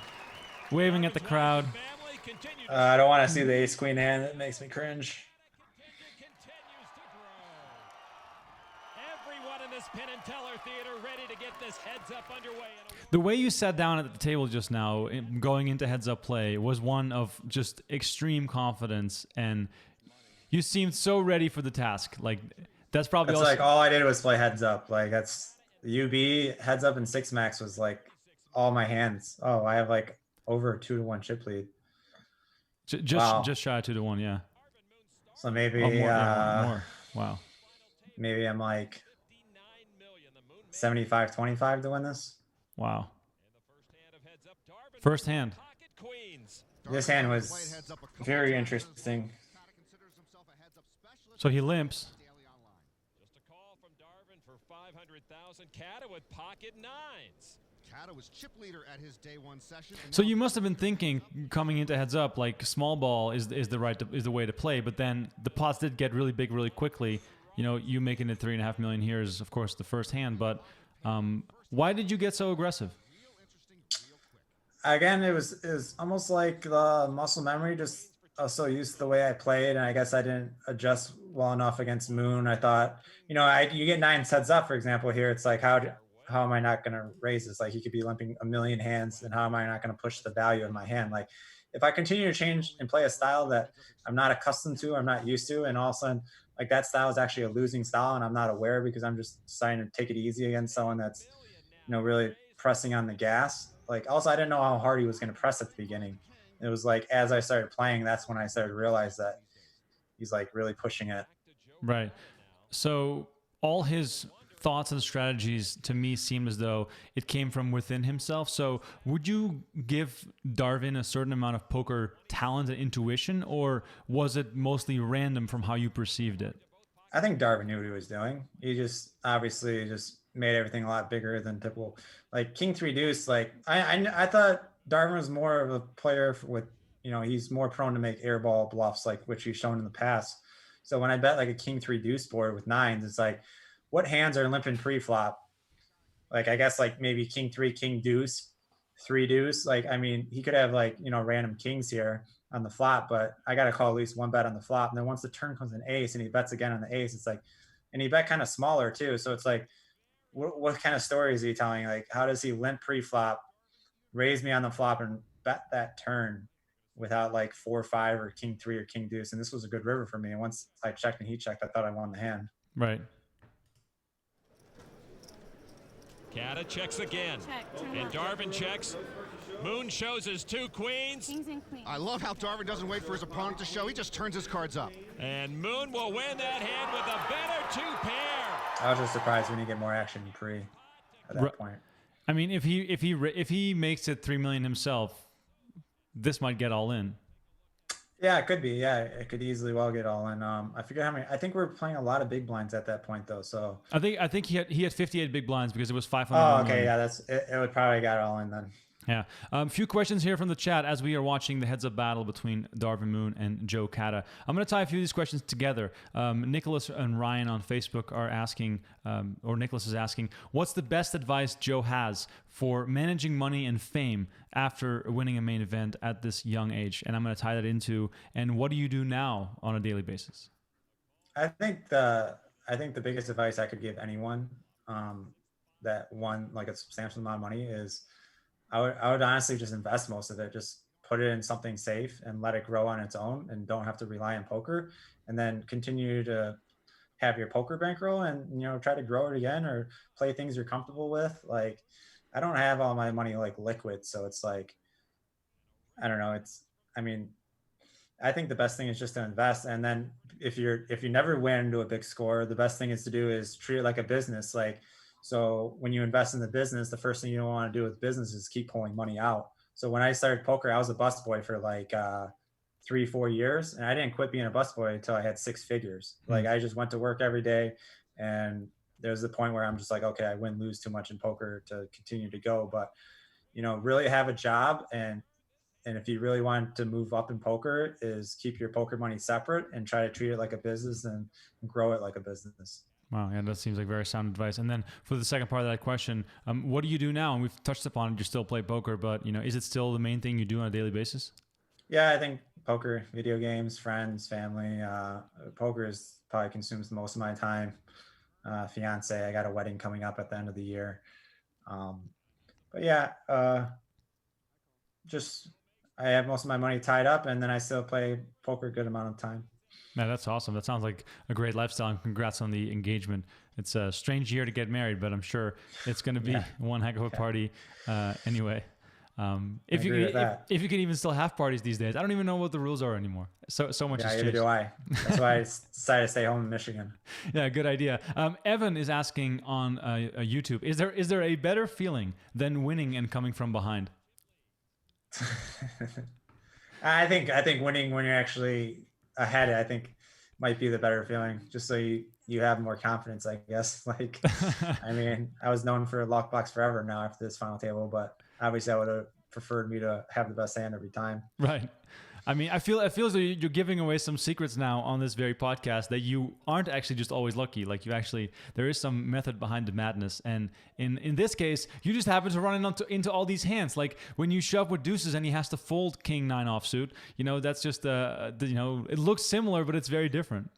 Yeah. I mean, there's plenty of shoves that work that they didn't show. So it's, I mean, they're going to show the confrontation hands. They're going to show the hands that get called every time, not the hands that get folded. I mean, what you can just do is blame the TV broadcast. Oh, I'm down to 31% all of a sudden. Yeah. After that king jack hand, there was probably a lot of hands in between too. So did you feel as though it was slipping away from you, or did you remain confident even though he now had the chip lead? I think I started thinking that I might be pushing it a little bit too much. Like these pots are getting too big, and I'm losing the chip lead way too easily just through several hands. Oh, I thought this was gonna be the Jack 9 versus Jack 9 hand. The flop is 10-5-9. Oh, this is my double up. Moon and up and down straight draw. Darvin checks. Maybe I just remember certain hands in my head vividly, and that really never did show on TV, but I swear there's some hands there I thought we've missed. Right. I mean, I do remember that Poker News did hand-for-hand live reporting of all the hands, so there is a record of the hands, but of course, there's whole cards missing in the hands that weren't shown down. But yeah, I mean, we're watching a 90-minute broadcast of a 21-hour final table, so they clearly cut out a bunch of hands. But because I thought the ace queen hand I played really badly. It made the coverage where I 3-bet ace queen and he 4-bet me, and we were playing like 100 and some big blinds, and I just folded to a 4-bet. Wow. I feel stupid now too because that sounds familiar to me. So are we sure there wasn't a live broadcast? Like, are we sure there wasn't a whole cards down feed or something? Because wasn't that the whole purpose of the November 9 to begin with, to do it live on ESPN? Anyway, if someone can remind me of that, I feel kind of like an idiot having watched all this stuff. This was a very interesting hand. I open I open button. He calls flop 10-9-5 check, pot 6 million on the turn. I bet 3. And he moves in for 60 or 58. And I was like, oh man, like it looks like a bluff, but if he has like queen 9, king 9, ace 9, a 10, I'm calling off dead in the water. Right. But I didn't think I gave Darvin Moon, still credit to what he was doing. So I'm like, if he had a 10 here, why is he just ripping all of it? Like, why wouldn't he raise and then shove river? So I felt like he had a semi bluff here, and it sucks having a jack because you're blocking jack 8 and jack queen and jack king. So that's another terrible feeling, knowing that you have a jack. But I kind of just manned up at that time, and I realized I was getting pushed around. I didn't think he would do that with a 10, and I kind of went with my gut on that one. And it's crazy to see Cliff Joseph. He's standing like literally 5 feet behind you. Like he's like right behind you in your neck on the rail during this final table. Is he just there to, encourage you, or did he also pass on some fatherly backer advice?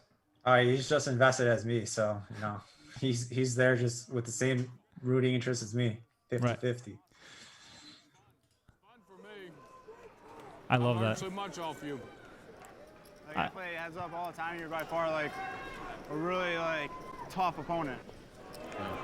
Quite a bit of respect being shown between these two last men standing. I know when I used to play heads up on UB a lot, there was times where I've ran against some regulars, like some Card Runners members at the time. Card Runners was a big site, and I would watch like hours of footage of say like Taylor Cabby and these guys, and all the time I'm playing them, and I knew what lines they thought were strong for bluffs and how they played, and like those websites actually gave me a huge leg up on some of the people I played, like the regulars on UB, for them coming out with those videos. Right.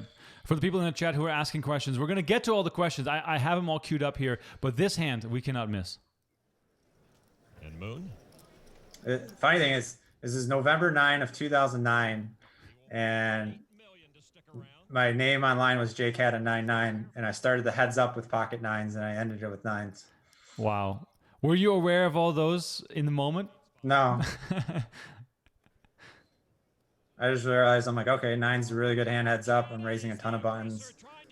My opponent's aggressive opponent. He's going to be 3-betting me a lot, especially like Queen Jack. Like, he would probably 3-bet Queen Jack off. I don't know if he would call an all in, but this is even a crazy call, but he wants to gamble. Before the final table, before we started the final table, Darvin Moon said he didn't want to take first, but he didn't want to take last. He said that. He said he didn't want to take first place. Wow. And he turned down $1 million poker deal from PokerStars, $1 million deal. Wow. And he did not want to be in the spotlight. He didn't want any attention. He wanted to go back and live in a show, and I could respect that, but that's why he was also probably playing so gambly and like so crazy heads up, because he really, honestly, I don't think he cared what happened. I bet you deep down he probably wanted to win, but he wasn't too upset that he lost. Wow. That's crazy to think about. And this is sort of like the universe exploding, because Darvin Moon could not lose and you could not lose either. So the fact that this hand, the fact that this hand even had a winner is kind of crazy. It's a king. That's the only paint Darvin doesn't. And for some reason, I remember, for some reason, I don't know why in my head, I just wasn't thinking rationally, but I thought that king gave him like a gut shot. I thought I don't know why I thought like a 10 would make a straight or something. I don't know what I was thinking, but for some reason I remember that detail.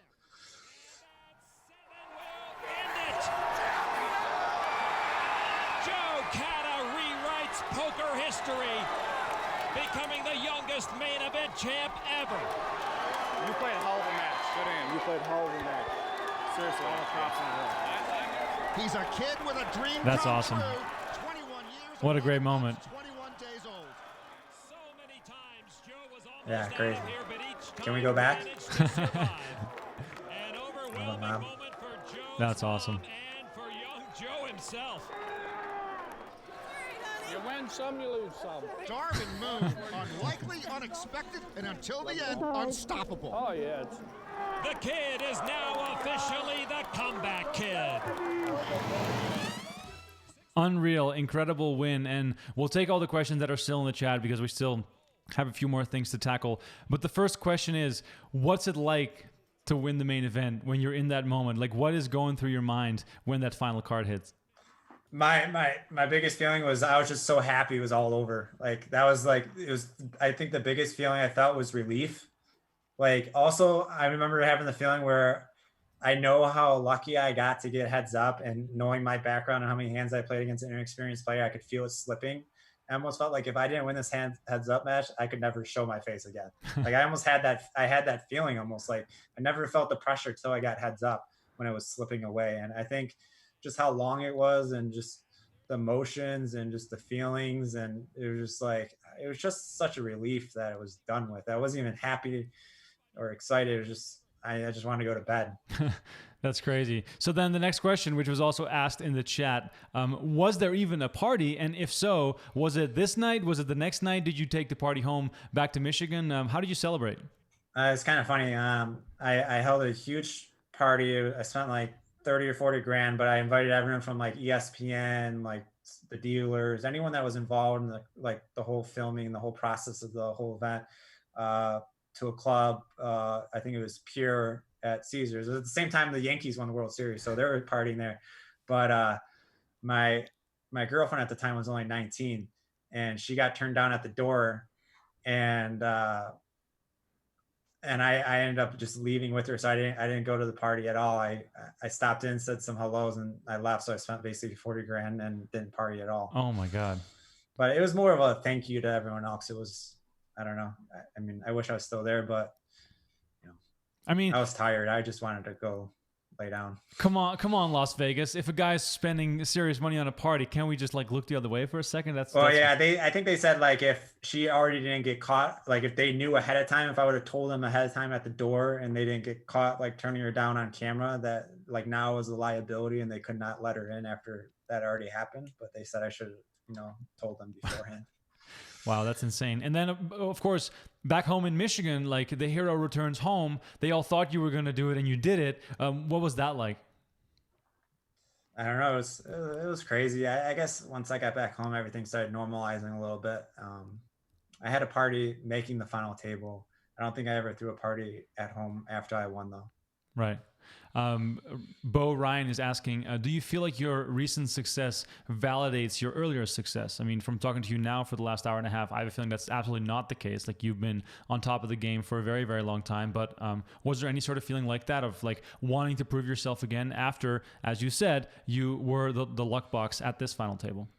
I do get that question a lot, actually. And my answer is always no for me, but I guess for other people, yes. Like, I always had the confidence in myself, just all the years I played online and the success I've had online and just playing all the time. And I knew I was a good poker player. I don't claim to be the best poker player, but I know I'm a winning poker player and it's what I do with my life.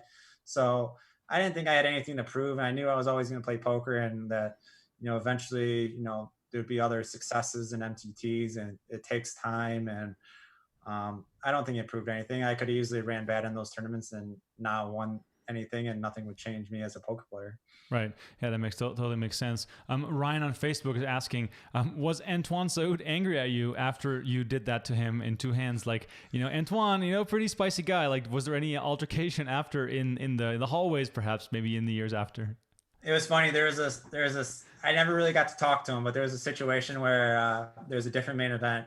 I think it was a different one that Saoud final tabled, where on one of the days he sent a picture to his friend or something, and he happened to be sitting right next to me, and he sent him like a picture of his stack, and he's like, I just sucked out with like kings or aces for a massive and like had all the chips, and he goes, wow, you're so lucky or something, blah blah. He's like, did you see the final table? And it was like bitching about me or saying something about me. He's like, you see how unlucky I got to Joe? He's like, Joe. He's like, on, take a picture next to me. So I leaned in next to him, I took a picture and we sent it over to him, and he's like, dude, don't jinx me like that. That's awesome. That's really, really funny. All right, Ryan has another question. I'm just going to take all the questions that are coming right now before we wrap this show up.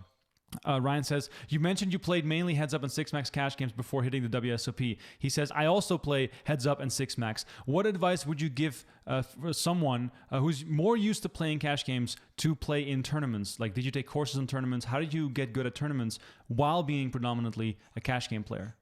I made my mistakes just like I made my mistakes in cash games. I think it's just the ability to learn, to reach out and try to find some tools to learn, whether it be, a poker training website, whether it be, a Hold'em manager or Hold'em resources, or, some Poker Snowy or whatever computer, or whether it's, if you have a friend that plays MTTs bigger than you or has more experience to, go over hands or ask questions, and just constantly obsess about hands that, you win or lose, and just really think about what you're doing right and wrong at the table. Right.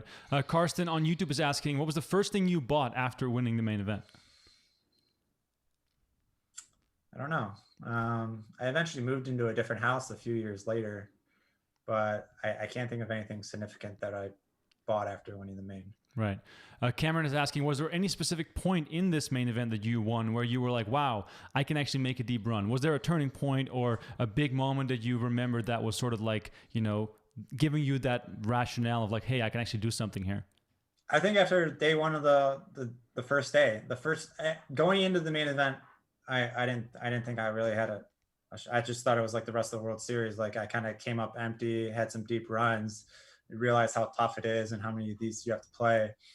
But after day one, being the chip leader and having so many big blinds and having just such a good start, that it was honestly like cruise control. Like, I was always like double average the whole tournament, and there was never a point where I'm like, oh man, I could get knocked out. Or it's kind of just like, all right, continue to play, wake up, continue to play. And I'm like, this doesn't seem that hard. That's definitely the right mindset. Once you have some chips, you have some confidence. Nick is wondering, did people seek you out after you won the main event at the table wanting to bust you? Were there some maybe epic showdowns of you being like, well, I have aces, and then someone turns over 9 deuce? Like, were there some moments like that? Oh yeah, definitely. I definitely got a lot more action than I was used to, and people played back at me way more involved in the hands. You could definitely tell that the situation was different after I won. Right. Yeah, that's an answer that I get from all the former pros or former main event winners, I should say. For the people who are watching this show for the very first time, please know that I've spoken to a lot of main event winners over the last couple of weeks, and they all did their story, and they all had similar experiences, but they were all very, very different because they all came from different places. All right, final question here from Jimmy Bluffett, a very good pun there on the name. He says, Joe, did you ever think your celebrity status would be huge after you won, and do you still get photo requests to this day from poker fans? I don't look at myself as a celebrity, to be honest. I mean, I don't look at myself any different than anyone else. And I still get photo requests. I think it's only when I'm in like a poker area or like a situation involving poker. Like, if I go out to like just a regular situation, regular in Michigan, I'm never getting asked for photos unless I'm playing poker. Right. Yeah. Same for me. But I think a lot of people don't even know who I am when I sit at the table, to be honest. Like, I would say a lot of people, like, so many years have passed where I don't think a lot of people recognize me. I mean, you do look still a lot like Joe Cada from 2009. So. I do, but that's like 10-year-olds. Like, not everyone's watching poker then that are playing poker now. And it's like, how many times people have talked to me and have long conversations, and then someone's like, do you know who that is? And they're like, what are you talking about? Like, and then they were explaining to me, but that happens all the time. I swear, not everyone knows who I am that still plays poker. So, and also I think that if you were wearing a PokerStars patch, people would recognize you more so because they associate you with like, he's wearing a patch, he must be someone famous. And earlier I was joking about me getting photo requests. I was just trying to be funny. If I don't wear a hat, then probably no one will recognize me. Just don't wear a hat and wear glasses and see how long I can blend in. I mean, you can go undercover and win the main event again in a few years. Here's one from me. Do you think you'll ever final table the main event again in your life? I hope so. I mean, I think so, maybe. I mean, got a lot of cracks at it. It's got another like 30 or 40 cracks at it. So hopefully I'll get a final table. You got like what's chance? Like maybe 1 in 600, then with skill, maybe like 1 in, I don't know. Maybe not then if I look at the actual odds, but I hope so. I mean, that's why I play it. Exactly. All right. So, Joe, thank you so much for being on the show. Really, really appreciate it. What's the rest of your year going to look like? Of course, getting married, grinding online at home. Do you have any plans? Are you positive about the current situation in the world? Do you think we might get some live poker back? How do you feel about it? Yeah, I think my situation is I'm just going to play the rest of the year online, mainly cash games. And honestly, I don't know. I'm not confident about anything anymore. I don't know when we're going to see live poker or when everything's going to get back to normal. Right. I feel the same, sadly. But yeah, 2021 WSOP. Hope to see you there. Joe, thank you so much once again. For the people that are watching, thank you so much for being with me here on the show. Don't forget to like this video, subscribe to the channel. I know I say this a lot, but it really helps. Like our page on Facebook as well, and like the channel. I got a special guest next week as well. Dutch Boyd is joining me to watch a 2004 bracelet event, which is going to be epic. Joe, you told me you're a big time poker fan. Like, you watch a lot of the old stuff. Yeah, Dutch is a cool guy. I remember watching Dutch, and I talked to Dutch. A decent amount. He's a good guy. Right. And any favorite broadcasts from back in the day that you like to watch? Because we have it all on PokerGo. We are releasing all the old prelims on PokerGo. So, if you are a poker fan, poker nerd, poker historian like myself and Joe, then you got plenty of stuff to watch and catch up on, because this stuff has been dusted off after many, many years on a shelf somewhere. But do you have any favorites? You said it at the prelims. I think I love watching the prelims, all the events back in the day. I don't know why. Those were so fun to watch. Even some of the main deep event runs I don't remember. Sometimes I put them on and just bring back old memories and watch them poker. It's fun and relaxing. One of my favorite ones is Marcel Lusk, Joe Awada, Chao Jiang, a 7-card stud event from back in 04. But yeah. I remember that. I love play poker. Okay, anyway. Enough nonsense here on the show for this week. For Joe Cada, my name is Remco Rinkema. Thank you all so much for watching, and I'll catch you on Tuesday, 1 p.m. Eastern Time, with a new guest. Until then, thanks so much for watching, and we'll catch you soon.